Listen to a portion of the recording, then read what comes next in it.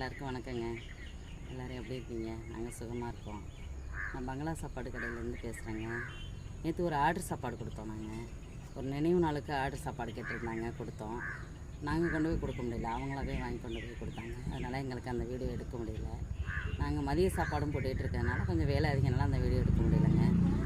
உங்களுக்கு அது மாதிரி எதுவும் ஆர்டர் சாப்பாடு வேணும்னு சொன்னால் கீழே லிங்க் கொடுத்துருக்கோம். நாங்கள் என்னோடய நம்பர் கொடுத்துருக்கேன், அதுக்கு ஃபோன் பண்ணுங்கள், உங்களுக்கு சாப்பாடு செஞ்சு தரோம். ஓகே, பாய்.